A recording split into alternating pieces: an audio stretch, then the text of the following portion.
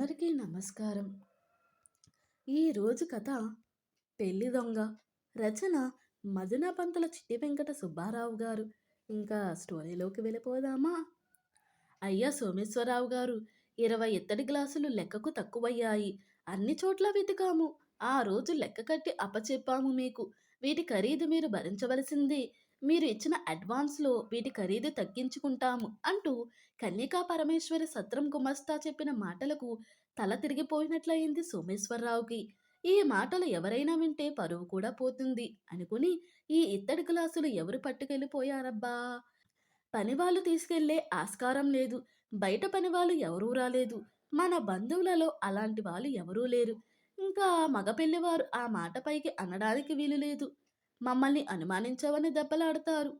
అవును, ఆ ఇత్తడి గ్లాసులు దుక్కుల్లా ఉన్నాయి. పెళ్లివారు విడిదిలోకి కాఫీ కోసమని మంచినీళ్ళ కోసమని పంపించిన గ్లాసులు బాగా గుర్తున్నాయి. ఏమిటో ఈ సమస్య? ఏమీ ఎవరిని అడగడానికి వీలు లేదు. పైకి మాట్లాడుకోవడానికి వీల్లేదు. అయినా కానీ పొరపాటున తీసుకుని వెళ్ళిపోయారు అంటే అవి చాలా బరువు కూడా ఉన్నాయి. ఇది కావాలనే పట్టుకెళ్ళిపోయారు. మగ పిల్లివారిలో ఇద్దరు ఆడవాళ్ళు ఆ సత్రమంతా ఎప్పుడు తిరుగుతూనే ఉండేవారు. ఎక్కడా స్థిమితంగా ఒక గంట కూడా కూర్చున్న పాపాన పోలేదు.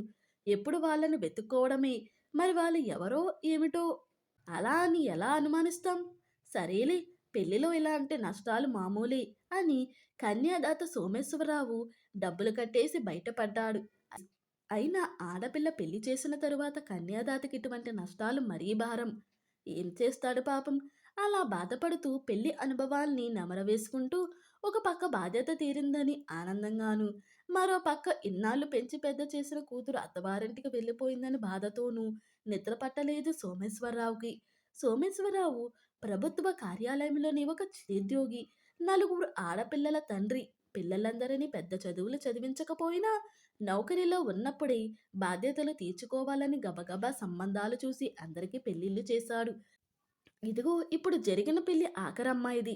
అమ్మాయి పేరు రత్నం. గుణం కూడా రత్నమే.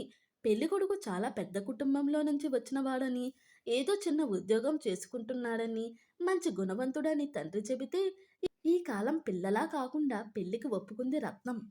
పెళ్లి కొడుకు ఎర్రగా బుర్రగా బానే ఉన్నాడు అనుకుంది.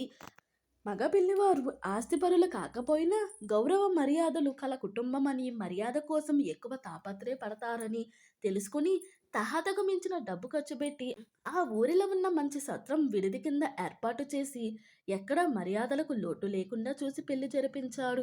ఊరి వాళ్ళందరిది ఒక ఎత్తు, ఉలిపిరి కట్టది ఒక ఎత్తు అనే సామెతలాగా ఆ వచ్చిన పెళ్లి వాళ్ళల్లో ఇద్దరు ఆడవాళ్ళు బహుశా పెళ్లివారికి దూర బంధువులు అనుకుంటా.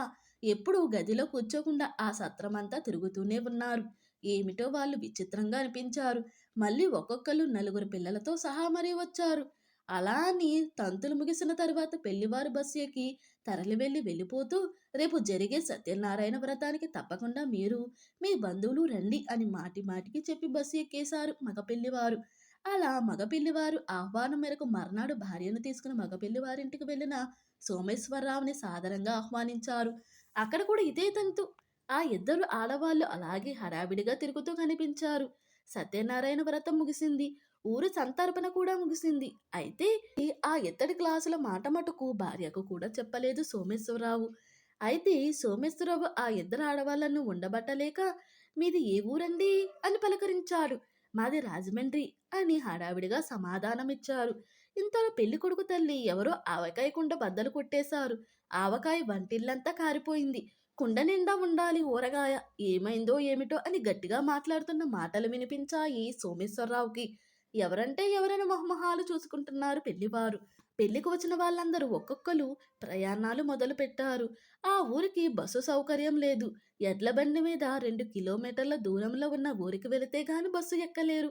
వీధిలో 2 ఎడ్ల బండ్లు ఆగి ఉన్నాయి. బంధువుల మర్యాదలో భాగంగా ఒక్కొక్కరి సామాన్లు బండి ఎక్కిస్తున్నారు పనివాళ్ళు. అలా 2 మాత్రం బరువుకి బండి మీద పెట్టలేక మధ్యలోనే క్రిందకు జారవిడిచారు. ఇంకేముంది, తాళమూడు సామాన్లన్నీ బయటపడ్డాయి. తలతలా మెరిసిపోతున్న ఇత్తడి గ్లాసులు తలో మూలకి పరుగులు తీశాయి. క్యారేజీలో ఉన్న ఎర్రటి ఆవకాయ నేల మీద పడి సిగ్గుపడింది.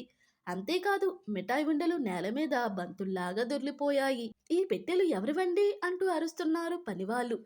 తేలుకుట్టిన దొంగల్లాగా ఆ ఇద్దరు ఆడవాళ్ళు తలదించుకుని నడుచుకుంటూ వచ్చారు.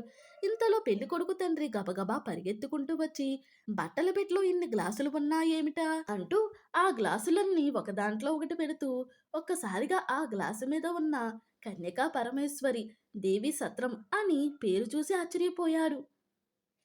ఇదేమిటి పెళ్లి జరిగిన సత్రం కదా! అంటే వీళ్ళు ఈ పనులేవీ మానలేదన్నమాట అనుకుని ఏమీ మాట్లాడకుండా ఆ గ్లాసులన్నీ ఒక సంచిలో పెట్టి లోపలికి తీసుకెళ్ళిపోయారు. ఇదంతా దూరం నుండి గమనిస్తున్న సోమేశ్వరరావు గబుక్కున అటువైపు చూడడం మానేసి, బాగుండదని చెప్పి అక్కడే ఉన్న పేపర్‌లోకి తలదూర్చాడు. గత అనుభవం కొద్దీ ఆవకాయ కూడా వీళ్ళిద్దరే తీసి ఉంటారని ముందుగానే ఊహించి చెప్పిన భార్య మాటలు కొట్టిపడేసిన సంఘటన గుర్తొచ్చింది పెళ్ళికొడుకు తండ్రికి. ఎప్పుడైనా నిజం నిలకడ మీద తెలుస్తుంది. ఇప్పుడు ఆవకాయ, మిఠాయి ఉండలు ఎవరికీ పనికి రాకుండా అయిపోయాయి. అయిన వాళ్ళయ్యుండి ఇలాంటి పనులు చేయడమేమిటి? అసలు పెళ్ళనేది చాలా మందికి మంచి సమయం ఇలాంటి దొంగతనాలు చేయడానికి అనుకుని వాళ్ళు చేసిన పనికి సిగ్గుపడ్డాడు పెళ్ళికొడుకు తండ్రి. అయినా ఆడపిల్ల వాళ్ళు ఎంత మంచివాళ్ళు. మాట వరుసకైనా గ్లాసులు పోయాయని చెప్పలేదు. పాపం డబ్బులు కట్టుకునే ఉంటారు. పరాయి చోటుకి వెళ్ళినప్పుడు మాటల ద్వారా గాని చేతల ద్వారా గాని ఎవరిని కష్టపెట్టకూడదు. మన గౌరవం మనం నిలబెట్టుకోవాలి. ఇక జీవితంలో ఏ పిల్లలకి వీళ్ళని పిలవకూడదు అనుకున్నాడు పెళ్ళికొడుకు తండ్రి. మరునాడు ఉదయం ఊరికి బయలుదేరుతున్న పెళ్ళికూతురు తండ్రిని పిలిచి, "మా వాళ్ళు చూసుకోలేదు. మా సామానులతో పాటు ఈ గ్లాసులు కూడా వచ్చేశాయి. ఏమనుకోకండి" అంటూ ఆ గ్లాసుల సంచి అందించాడు పెళ్ళికొడుకు తండ్రి. "ఏమీ పర్వాలేదండి. ఎవరికైనా జరుగుతుంది పొరబాటనేది" అన్నాడు పెళ్ళికూతురు తండ్రి. ఆ తరం వాళ్ళు కాబట్టి అలా గౌరవంగా ఆ సమస్యను పరిష్కరించారు ఇరు కుటుంబాల వారు. కానీ ఈ రోజుల్లో అయితే కయ్యానికి కాలు దువ్వుతారు వెంటనే. మరి మీరేమంటారు? ఇంతటితో ఈ కథ ముగిసింది. ఈ కథ కనుక మీకు నచ్చినట్లయితే మరియు నా ఎక్స్‌ప్లనేషన్ కనుక మీకు నచ్చినట్లయితే ప్లీజ్ లైక్, షేర్, సబ్స్క్రైబ్.